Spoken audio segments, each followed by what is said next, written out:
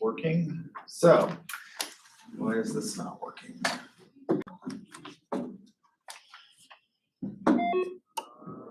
There we go. Hopefully, come on.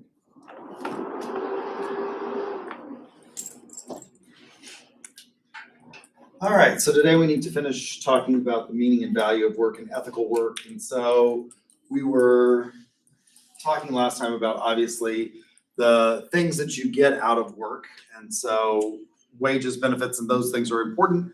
But again, most people want the psychic goods, right? Which is satisfaction, self-worth, achievement, self-esteem, and happiness. And so work is one of these places where we can express ourselves. And I told you all that I wanted to be a country and western superstar, but I'm a tone deaf flat baritone. And so in order to get an audience, I had to do this instead.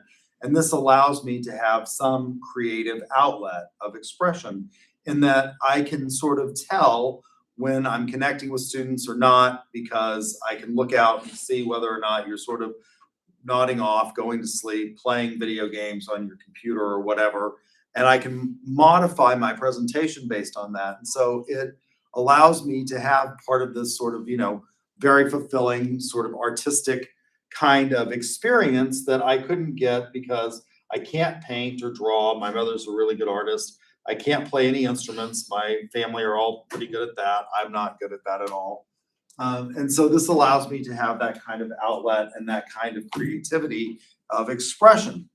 The conventional view of work largely is that, it's sort of a negative thing. It's controlled by others. It's oppressive. It's hard. Working by Studs Terkel, details like in painstaking minutia, the problems that people have at work because it is controlled by other people, and the sort of grinding mentality that emerged largely as a result of the Industrial Revolution, when it was a very mechanistic sort of application of, we're going to pay you to do this, and we're going to sit there with stopwatches and monitor you and see how quickly you can get, for example, the number of shirts made or socks darned or whatever it was.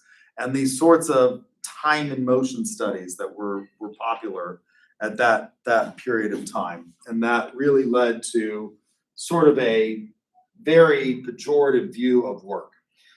The antithesis of that model would be the human fulfillment model, which is that work can be where we develop our greatest human potential. As I've sort of suggested to you, this allows me a creative aspect, an outlet that allows me to really think about things and the beauty, for example, of ideas that I find to be enormously profound, and how to communicate those sort of complex problems or concepts to you in ways that is distilled and is beneficial to you and allows you to utilize these kinds of critical thinking applications in a way that allow you to go out and get a job, right? So it can build character, but it can also be oppressive. Now, not everybody can have the job that I have. Not everybody can be a college professor. It's hard to become a college professor.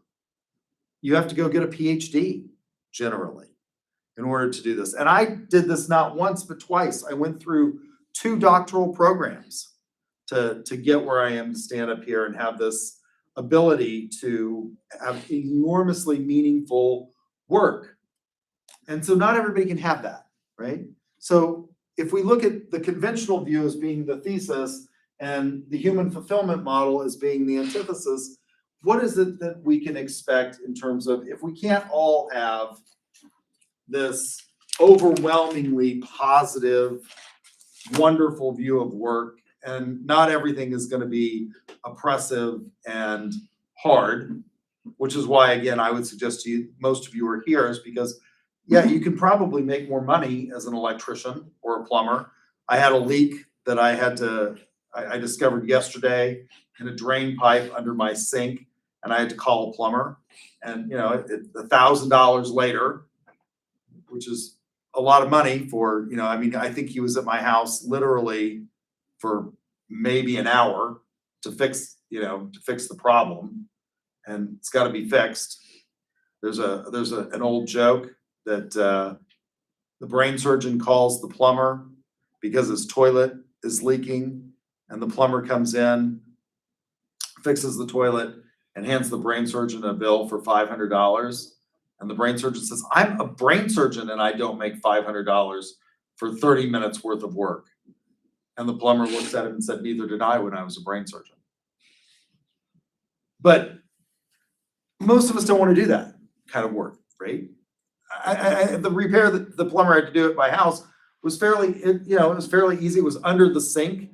I have a commercial kitchen and the sink is pretty big and there's plenty of space, but lots of plumbing does not involve being in plenty of space, well lit, heated and cooled. It's crawling under houses and crawl spaces and fixing, ancient plumbing that's not necessarily pleasant. You've got spiders and other things that are in these areas that you have to sort of contend with, and that's not necessarily fun. So what is the liberal model of work? What is the synthesis? If we think of this again in Hegelian dialectic terms, where we have a thesis, which is the conventional, this is bad, and the antithesis, which is the human fulfillment model. What would be the synthesis? Well, it's the liberal model of work. Not everybody can have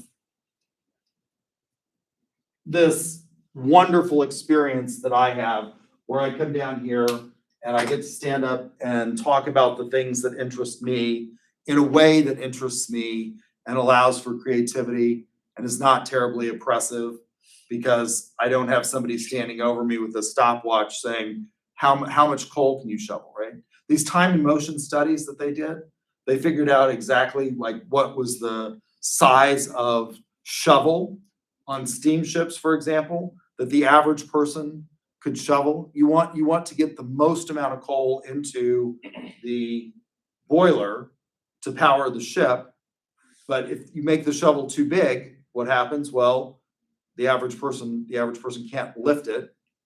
If it's too small, they're having to engage like this. These are literally the kinds of studies that were done during the early part of the 20th century to determine exactly how efficient we could be.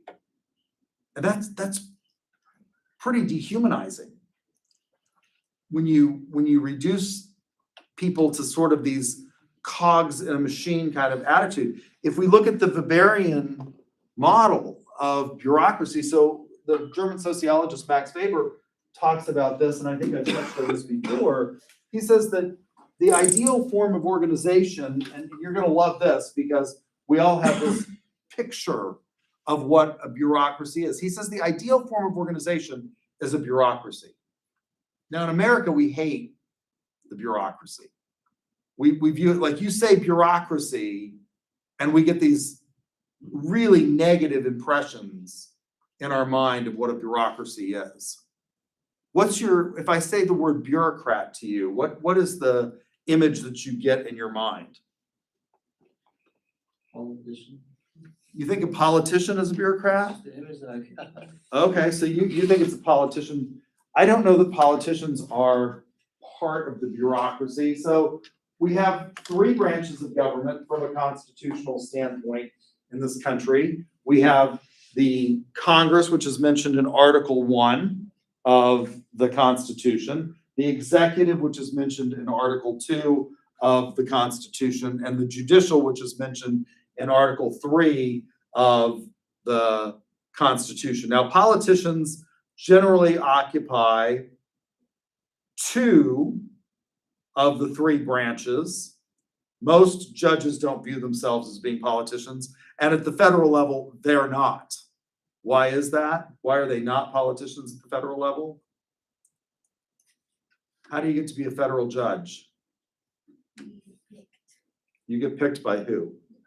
You get picked by the president and confirmed by the United States Senate to be a federal judge. So the executive branch is headed by a president who's indirectly elected. through the Electoral College in the United States, which means that you can have a president who doesn't win the popular vote, but wins the electoral vote. That's happened a number of times throughout our history. Then you have the political branch, the biggest political branch, which is Congress, which is made up of 435 members of the United States House of Representatives and 100 senators. So those are the sort of political branches of governance.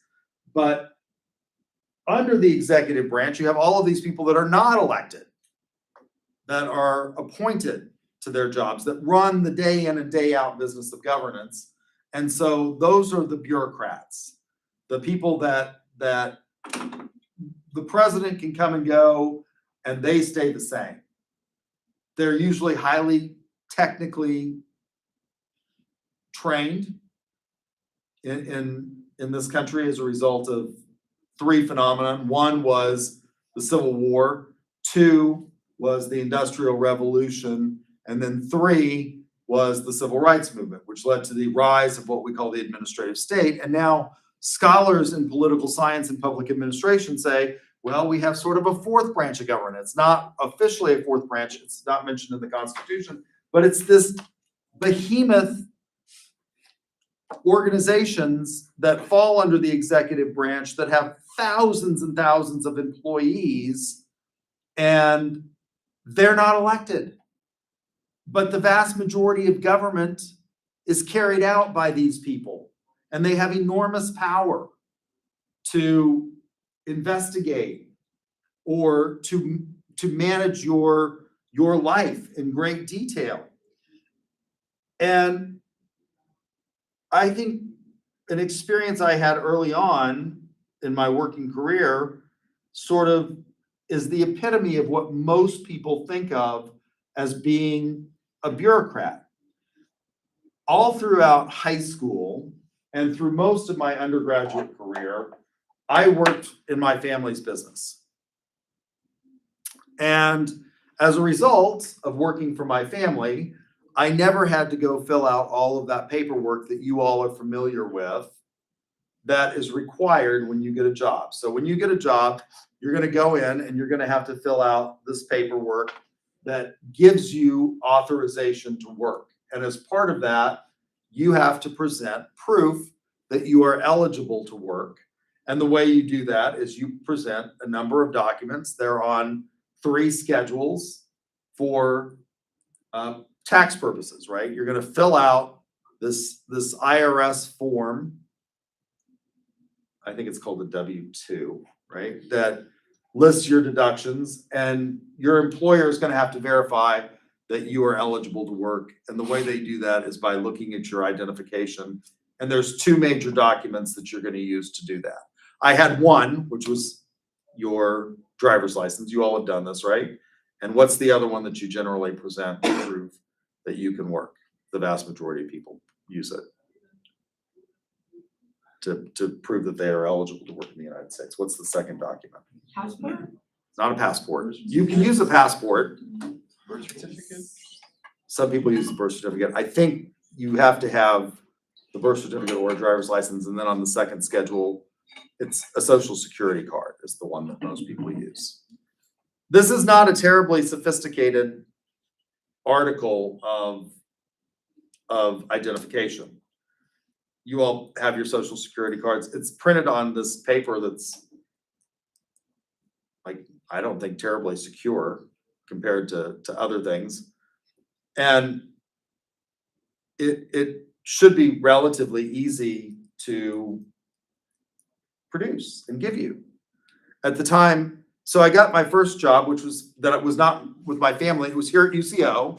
And I went over and I had my driver's license, but I didn't have the social security card.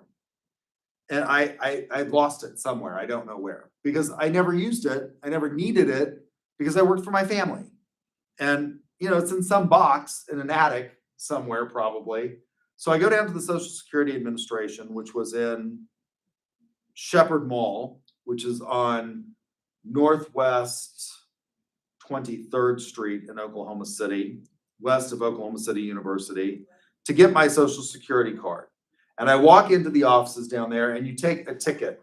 There's this red device that prints out, or not prints out, it was pre-printed tickets, and you took a ticket and you sat down and you waited for people who were at these row of counters to call your number and go up and tell you, tell them what you want.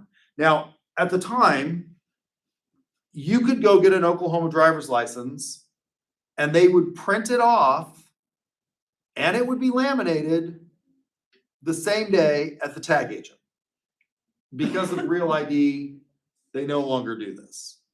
But the tag agencies at that point in time, do any of you remember this? That you could get your driver's license, actually, you all are probably too young to remember this, but you would actually go to the tag agent, they would take your picture, they still take your picture at the tag agent, and they would actually like produce this card that was laminated with your driver's license, your picture, all of that stuff, and they would hand it to you right there. It took literally 10 minutes.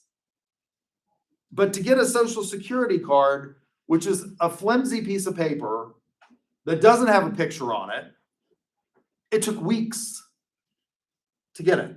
So I go down to the Social Security Administration and I take my number, and like, this is a horrific experience. Like, this is every reject from the communicable disease ward is in the Social Security office, and they're ahead of me in line. I mean, there's a guy in an iron lung in there, and these people, like, they have real problems. Like, they're down there trying to apply for Social Security disability benefits, and like the guy sitting next to me, it has some rare skin like condition. He looked like it may be leprosy, and he's coughing and hacking, and I'm like, oh my God, I'm gonna die in here. And all I want is this stupid card. That's all I want, right? So I take my number, and it's gonna be like hours of waiting, because these people have got like they've got like to explain to these people on the other side of the window, like, I'm dying here, I'm in an iron lung, I'm, losing my house. I'm like, all these problems, and all I want is this card that they should be able to give me. And I'm like, is there an express line here? Is there like, is there a fast checkout? No. So I'm waiting, and as my number's called, I see like I go up to the counter, and this guy who's got like this crappy brown suit on, which is like the sign of low proletariat, right? Like, browns don't ever wear a brown suit. Just don't. He's got this polyester tie, which I swear has gravy stains on it. And he slams down a sign that says, "Gone to lunch." And at this point, I almost lost. I'm like, no, and then when I finally get to the next person, like, it takes another 30 minutes for them to deal with, some woman whose husband is dead and she's trying to feed her kids. And I finally get up to the counter, and I'm like, okay, I'm gonna get my card. No, they can't give you the card, right? That's the impression that we have of a bureaucracy in this country. It's like these people that have a lot of power and are not necessarily interested in doing their job. But technically, what am I? What am I technically? I'm a bureaucrat. I'm a government employee. I work for a state agency. Technically, I'm a bureaucrat. I'm not what you think of when you think of Social Security Administration, guy with the bad tie and gravy stains, right? I'm technically a bureaucrat. And Weber says that bureaucracies are the ideal form of organization because they have three characteristics. They have a hierarchy. So we think of like, at the top, there's the president of the United States, and then you have, secretaries, cabinet secretaries below that, and then you have assistant secretaries all the way down. If you're talking about the Social Security, to this guy who was the one that was going to give me and couldn't give me my card. I had to fill out a request for the card, and then they would mail it to me, and it took 3 weeks. In the meantime, but they would give you a letter that said that you'd applied for the card and this is your number, which thankfully at that point in time, things were less complicated than they are now. And UCO would accept the letter until I got the card to let me get hired so that I didn't lose the job. So, he says that they have a hierarchy, which means that they should be efficient because these people have a specific job and they report to the next higher level and the next higher level. So it's got a hierarchy, right?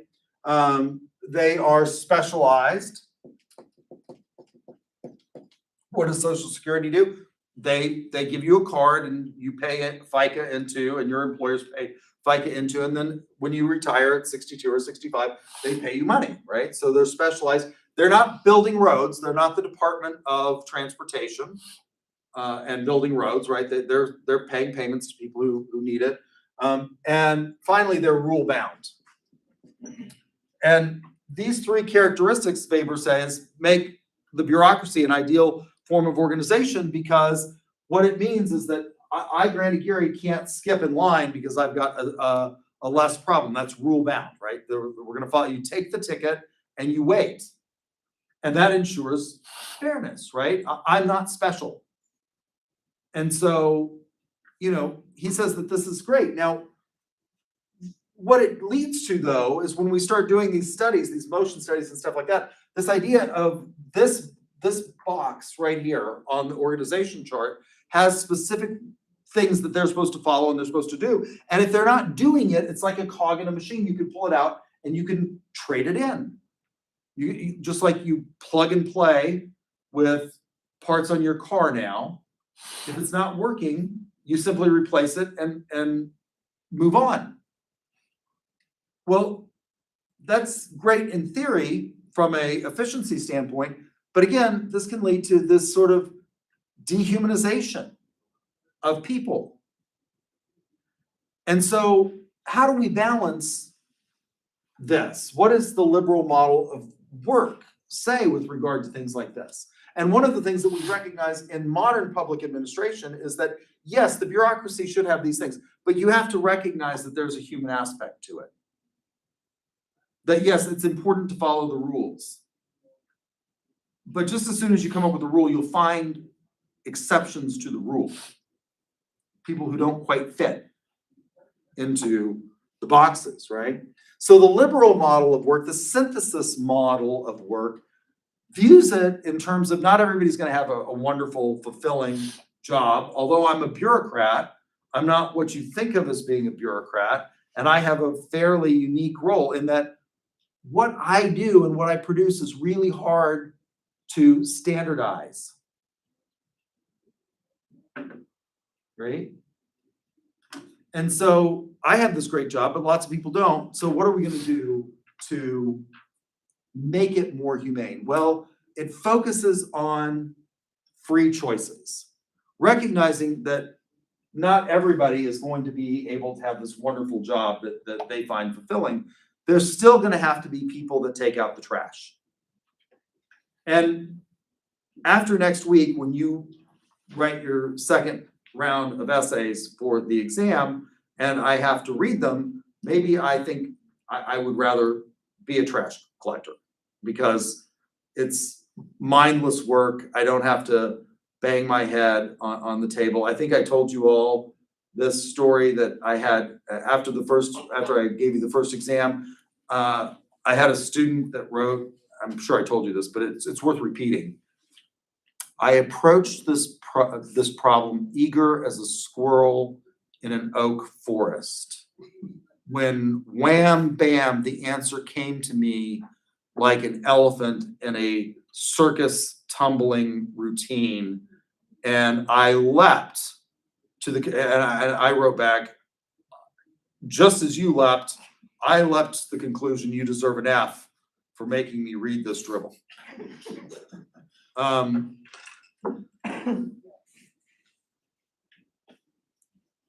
Wow. And when I have to read things like that, I think, being a trash guy wouldn't be all it. You ride around in a truck. You don't have to get out of the truck anymore because the truck picks it's very automated. The hand comes out and it picks up Big Blue and it dumps it and you drive around. And you have a set route. You don't have to think about anything.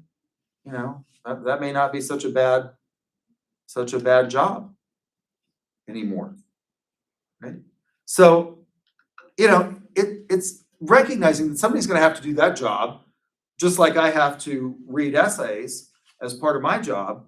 And while I find the writing of essay exams to be enormously creative, I take less joy in the grading of what is submitted to me. Then, I come up with these little, I really have little happy parties in my head when I'm writing these essays, because I come up with these fact patterns that are kind of crazy. What are we gonna do to make sure that that guy who doesn't have all of these freedoms is still working in an ethical workplace, right? Well, it's focusing on the ability to make autonomous choices and have respect and dignity for the position that you're in, and within the confines of that. You don't really want a creative trash guy out there. One of the problems with hiring me to do this would be, I would start thinking, well, like maybe I could swerve back and forth across the street, and that'd make things more entertainment in my little brain. Or you don't want that, right? So within those constraints, how do we do this? Well, it's by recognizing that you have to have the ability for individuals to have some amount of freedom, that they should be allowed to make these choices on their own, and that you provide them with some level of dignity and respect. Now, how do you do that? Well, even in these positions in which we are going to highly monitor the results, what can we do to make it more humanistic? Well, there's a couple of things that we can do. One is we can engage in some level of workplace democracy. Now, management hates this idea because what they say is that engaging in workplace democracy leads to inefficiencies. Democracy is by itself not an efficient form of government. I'm not saying that it's not a good form of government. It's not the most efficient. When we think about government, and when we think about the provision and division of government services, we can think about a couple of things. One is, what is most effective and what is most efficient?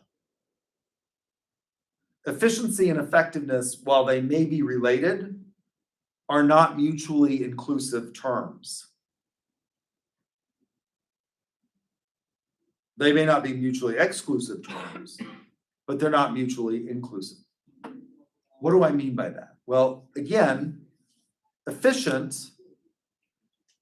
is the fastest, cheapest method of achieving the desired results. The most efficient form of governance is a dictatorship, isn't it? Why is a dictatorship the most efficient form of governance? One man, that's it. One person, one man or one woman decides, and that's efficient. I'm not having to debate you or other people with regard to what it is that we're going to do. I'm going to say, these are the rules, this is the way it is, and go do it. Is that the most effective? Well, if you view good governance as being something that should take the interest of the governed into account, it may not be the most effective. It's efficient, but it's not necessarily the most effective if what you believe is that you should allow people to have these rights and things like that. So again, in a workplace, managers would say some kind of democracy is highly inefficient, and it infringes on managerial rights.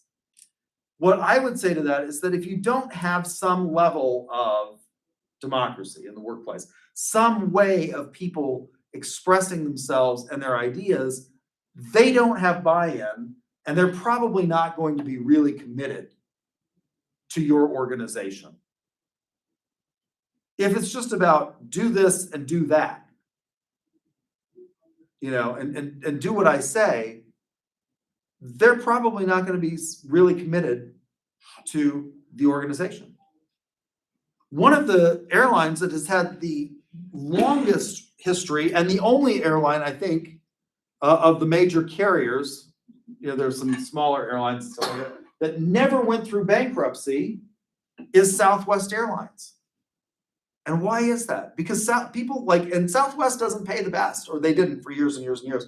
Now, I think Southwest, because they've been taken over, I think that they are going to face some real challenges, because fundamentally they are engaging in some things that are now totally changing their business model. But for a long time, Southwest never went into bankruptcy. And they made a profit every single year. And a big portion of that was that people who worked for Southwest really engaged in what we marketing scholars call living the brand. And a big portion of that, so they engaged in living the brand, and a big portion of that is the fact that Southwest had some really, good ways of asking employees what they felt and what it meant. Again, you can't take this to extremes, because you don't want the A&P mechanic. I can tell you, as a licensed commercial pilot, you don't want the A&P mechanic getting real creative with the jet engine, right? Like, you need to inspect the jet engine according to the book, right? But with regard to working conditions, you might want to know, is the shop in a clean and orderly fashion? Is there ways that we can organize the setup and the layout of the workspace to increase, efficiencies? And the people who are actually doing this work might have something to say about that. And so it's achieving this sort of balance and proportionality with regard to workplace democracy that I think allows people to have buy-in and ownership of their jobs, and allows them to engage in living the brand. A second aspect of this is engaging in what we might call workplace due process, and thinking about that. For the exam after this, we will talk more about these ideas of workplace due process and what it means to have employee rights. What is it that makes an employment situation one in which we can focus on the ethicality based on the idea of rights and responsibilities?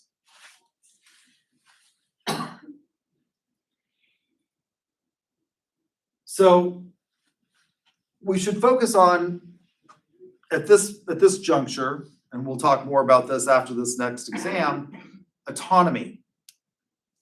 The idea that you allow people individual autonomy. Now, this is, in a technologically sophisticated age, becoming a big issue, in that we can monitor everything, more so than we ever have. Years and years and years ago, when I first started teaching this, I would tell people that on average at that point in time, this was over 20 years ago, the average American was photographed without their knowledge something like 35 times a day. How many times are you photographed now a day?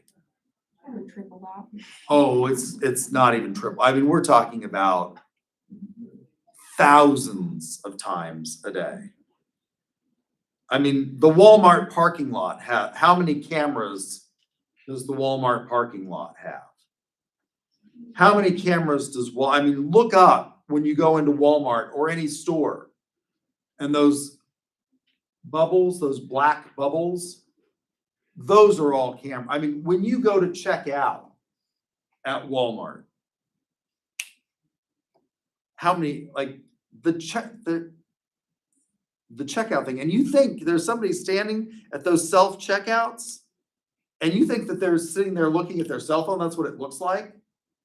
No, like, they've got like this AI program that is watching you check out, and if all of a sudden you're not putting everything that's in your cart on the checkout stand, they will like, the machine will shut down and that individual will come over and be like, oh, I'm so sorry, these machines are finicky. Let's get you in, or let me help you.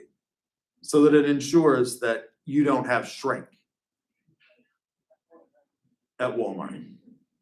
I mean, look at the register, look at your self-checkout register and the camera that's focused on you. You're photographed an enormous number of times. I can't even begin to estimate. Everything you do is now, I mean, this device is tracking you. It's kind of creepy. Do we have any privacy left? Not much. Everything you do online is being tracked. Not just by the government, but by companies. And you do it all the time. How many of you, it's like you download an app and it's like, can we track you across other apps that you're using? And how many of you just click, yeah, okay.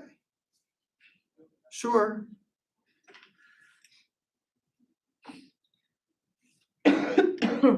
Yeah, all of a sudden you're getting stuff that you want popping up on your Facebook or your Insta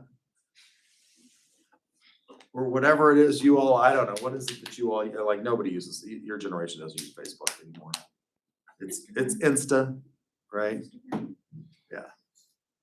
My nephew was like, I gotta get a picture for the gram. I'm like, what?